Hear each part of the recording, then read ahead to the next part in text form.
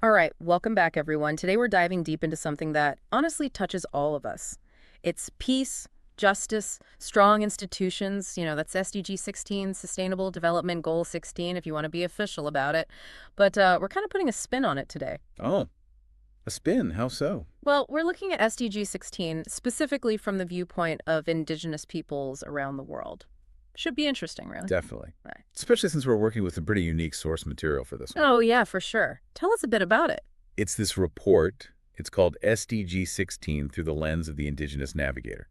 And what makes it so cool is that it's based on data from over 200 indigenous communities. Wow. So, like, firsthand accounts. Exactly. Roughly 270,000 people across Africa, Asia, South America, all sharing their lived experiences. That's awesome. So it's not just like some policy wonks theorizing. It's real folks saying, this is what peace and justice actually means for us. Exactly. So where do we even start with something this big? Well, one of the things that really jumps out from the report is just how much discrimination indigenous peoples face. In some countries, over 60% of those surveyed said they've been discriminated against. I mean, over 60% just because they're indigenous. Just for that, yeah. And that's not even counting discrimination based on, age or income or gender, which the report also found were really high. It's well, it's pretty bleak when you put it like that. Yeah. And this isn't just like an abstract concept either. It plays out in very concrete ways. How so? Well, think about it. Indigenous peoples often get paid less for the same work. The stuff they make or grow gets undervalued in the market. And then you've got barriers to healthcare and education language differences, just straight up prejudice, all sorts of stuff. Oh, right. The report actually quoted someone from Asia talking about that. Trying to get medical care when you don't speak the language and people already view you with suspicion, that's got to be rough. It really makes you question what equal access even means, right? If those basic barriers aren't even addressed. Yeah, equal access starts to sound a bit hollow if you can't even talk to the doctor. Right. And the report also mentions, well, this is tough, but indigenous communities have experienced some really awful stuff while defending their rights, like killings, death threats, people disappearing, even torture and kidnapping. It's important to note that the report looked at incidents from 2008 onward, so it's not constant for everyone. But the fact that these things happen at all, that shows you the level of risk these communities face just for trying to stand up for themselves. Yeah, it's scary. And while those kinds of extreme cases are thankfully not the norm, there's another issue the report highlights that's much more common, domestic violence. Apparently, a lot of communities, I think it was 47%, rely on customary law to deal with these cases. Customary law. Yeah, basically their own traditional legal systems, the stuff that's part of their culture. Oh, I see. It's an interesting dynamic, isn't it? Yeah. On one hand, it shows how strong and resilient these communities are. They have their own ways of resolving conflict, right? Right. But then it also makes you wonder, do these systems always have the resources or even the framework to really ensure justice, especially when it comes to violence against women? Mm. Does it line up with international human rights? It's a tough question. Yeah, like a double-edged sword almost. Yeah. Community strength, but also limitations, maybe. Right. And speaking of challenges, this report makes it clear that political participation is another big hurdle. It's kind of crazy, but in some places, less than half the indigenous population can even vote. Yeah. And that ties right into what SDG 16 is all about. Inclusive decision-making. If you can't vote, your voice just doesn't count in the systems that are supposed to represent you. There was this one story in the report that really stuck with me. This community, they finally got consulted about a development project happening in their area, Yeah. but only after they started protesting because it was already underway. Oh, wow. Yeah, it shows you the gap between policy and reality, doesn't it? Absolutely. That kind of disconnect just breeds more distrust, pushes people further to the margins. Yeah. It's a vicious cycle. Speaking of vicious cycles, we got to talk about access to justice. Get this. 84% of the communities surveyed said that lack of money was the biggest thing stopping them from taking legal action. 84%. Wow. And that's where you see how interconnected all these issues are, right? Yeah. It's not just about having laws. It's about the economic realities that indigenous peoples face. If you can't afford a lawyer, if you can't afford to even travel to court, what good are those laws to you? It's like being hit with a double whammy. You're economically disadvantaged A&D. You're shut out of the system that's supposed to protect you. Exactly. There's this quote from someone in Latin America. They basically said their community would rather try to solve problems themselves because they've lost faith in the system completely. That's a powerful statement. Shows how deep that sense of disillusionment can run. Yeah, it's heavy stuff, but ignoring it doesn't make it go away. And there's more, unfortunately.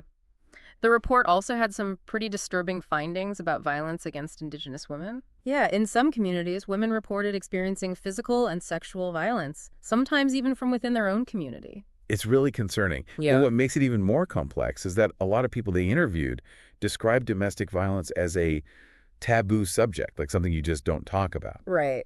which suggests, maybe there's a lack of support systems, a culture of silence that allows this abuse to just continue. It really highlights that achieving SDG 16 goes way beyond just national laws and policies. It's about changing attitudes, behaviors within communities themselves. It's got to be multifaceted. Yeah. Address the systemic things that make Indigenous women vulnerable Yeah. and the cultural norms that allow this violence to happen. Right. Okay, let's maybe shift gears a bit, talk economics. The report had some pretty worrying stuff about violations of labor rights.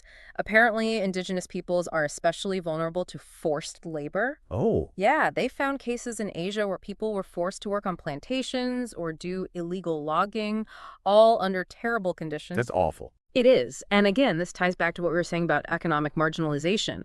When people are desperate for work and they don't have legal protections, they become easy targets for exploitation. It's a sad truth. And it's not just adults being affected either. The report even mentions cases of child labor, Indigenous children having to drop out of school to help their families. Denying those kids an education, that Yeah. just keeps the cycle of disadvantage going. It's tragic. It is. But we can't just turn a blind eye if we want to see the SDGs actually achieved. Speaking of which, there's another crucial area, representation in government. The report makes a strong point that Indigenous peoples are severely underrepresented in government. Right. Yeah, they found it's really uncommon for Indigenous peoples to hold seats in parliament, and it's even worse for Indigenous women. That double discrimination again. Sadly, yeah. And it makes a huge difference in terms of how much influence Indigenous communities have over the policies that directly affect their lives. If they're not at the table when decisions are being made, their voices are basically, well, they're not really heard. It's like trying to run a race with your legs tied together. Possible, maybe, but so much harder than it needs to be. Exactly. That's why we need Indigenous representation at all levels of government. And not just like token members, but people who can actually shape the agenda, make sure those perspectives are integrated into every decision. Makes sense. Now, before we get too down on ourselves, the report does highlight some positive examples. Like, there are communities that have successfully negotiated with companies or had their leaders included in local government. That's good to hear. It's not widespread yet, but it shows that progress is possible when there's a genuine commitment to inclusivity and actually working with these communities, not just talking about them. Yeah, it's like those little wildflowers you sometimes see pushing up through cracks in the sidewalk. They remind you that even in the toughest environments, there's still that potential for growth, for change. I like that. And those wildflowers, well, they can really flourish if we give them the right conditions. Exactly. If we put in the effort, if we actually listen to what these communities need, amazing things can happen. So we've covered a lot of ground here. Discrimination, violence, labor rights, political representation, access to justice. It's a lot, and it all ties together in really complex ways. But I think the key question we're left with is, what does it really mean to achieve SDG 16? Not just in theory, but in the day-to-day lives of Indigenous peoples. That's the heart of it, isn't it? It's not enough to just acknowledge that these problems exist. We have to actively dismantle the systems that perpetuate them, the structures that keep Indigenous peoples marginalized. And that starts with listening to their stories, making sure those voices are heard. And on that note, I want to hear from you, our listeners. What are your thoughts on all this? What stood out to you from what we've talked about so far? Yeah, what resonated with you? And maybe even more importantly, what are you going to deal with this new knowledge? Because awareness is great, but it needs to lead to action. We've talked a lot about how important it is for Indigenous voices to be heard at the government level. But what about our individual roles? Can we, as regular people, actually make a difference, even if we're not policymakers or part of these communities directly? Absolutely. That's one of the most important takeaways from this whole report. Achieving SDG 16 means we all have to work together. It's not just governments and institutions. It's about each of us examining our own biases, our own actions, and figuring out how we can support Indigenous rights. So, like, what does that look like in practice? What can our listeners actually do? Well, first and foremost, educate yourself. Learn about the history and the specific challenges facing Indigenous peoples in your own region. Because this isn't some far-off issue. It's happening right where you live. Okay, so do your research. Find out what's going on. Right. Are there local indigenous-led organizations or businesses you could support?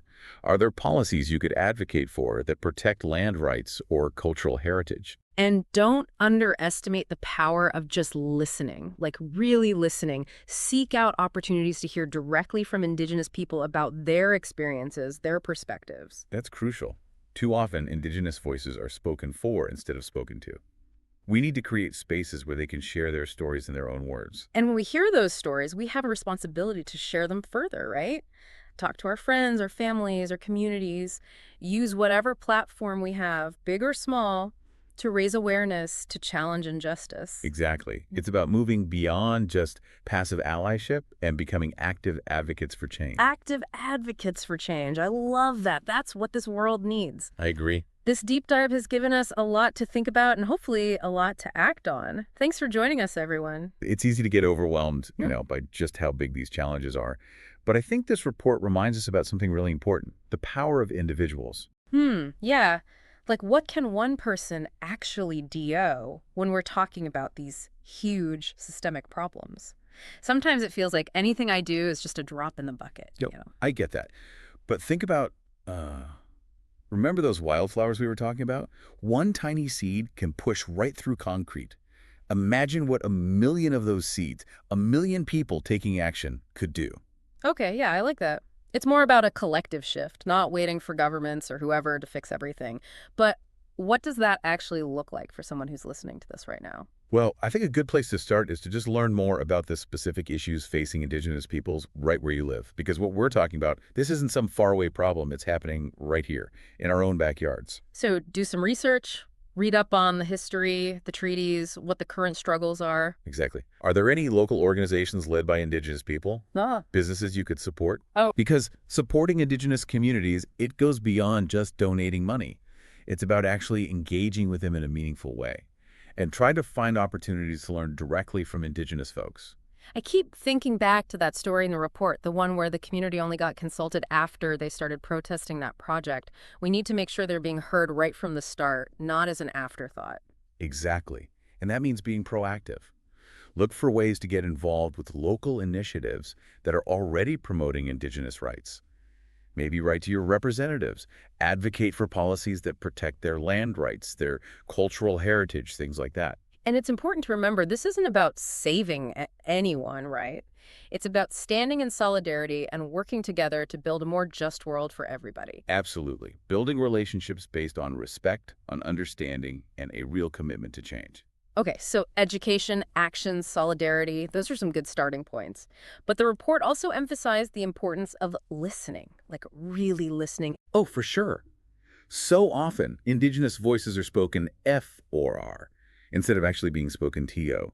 We need to be creating spaces where they can share their stories, their perspectives, their knowledge in their own words. And when we hear those stories, we have a responsibility to amplify them. Right. Share them with our own circles, use whatever platform we have, however big or small, to raise awareness, challenge the things that are unjust. It's about taking that knowledge, that understanding, and turning it into action. So let's turn it back to our listeners for a sec. What are some things you've done or are planning to do to actually support Indigenous rights where you are? Yeah, we'd love to hear your ideas, because this isn't just about a report, it's about making a difference. And remember, even small things can have a big impact. If this conversation has inspired you to learn something new, to think differently about things, share it with someone. Start a conversation, question your own assumptions, and most importantly, don't be afraid to actually get involved. All this talk about action and change makes me think about something I read recently, this idea of decolonizing our minds. Decolonizing, that's an interesting way to put it. What does that mean exactly? Well, it's kind of about, challenging those dominant narratives we've all grown up with, the power structures that have been imposed on Indigenous peoples for, well, forever, basically. So actively unlearning all those biases and prejudices that are so deeply ingrained. Yeah. Exactly. It's not enough to just acknowledge that, oh yeah, discrimination exists, injustice happens. We got to go deeper and really look at what causes those problems in the first place. And that's where decolonization comes in. Right. It's about questioning all those assumptions we've inherited, the ideas we might not even realize are shaping how we see the world.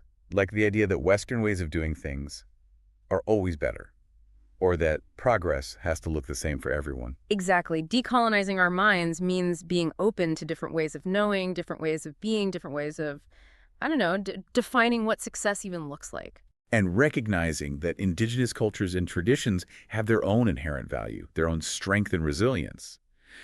Because, I mean, a lot of times the solutions to these problems we're talking about, they're already there within those cultures themselves. That's a good point. This isn't about coming in with some prepackaged solution and saying, here, this will fix everything. It's about supporting indigenous communities in figuring out what works for them. Right. Self-determination, right? Right. It's about making space for those wildflowers we talked about, those incredible diverse cultures, letting them thrive on their own terms. So how do we actually de-owe that? How do we start to decolonize our own thinking? Because it feels kind of, I don't know, overwhelming. Like, where do you even begin? It's definitely a process, not a one-time thing.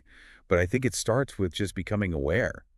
Once you recognize those biases you have, those knee-jerk reactions, even if they're unconscious, you can start to challenge them. And be willing to learn from indigenous peoples themselves, right? Read their stories, listen to their perspectives, really engage with their art and culture. Find the spaces where those voices are being amplified, where those stories are being told, and then use your own voice.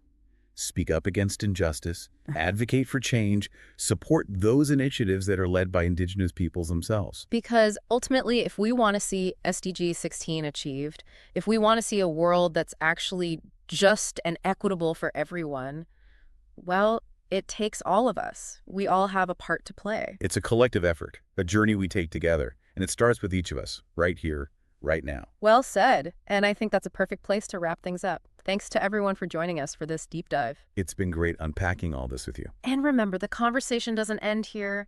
Keep learning, keep engaging, and keep pushing for that better world. See you next time.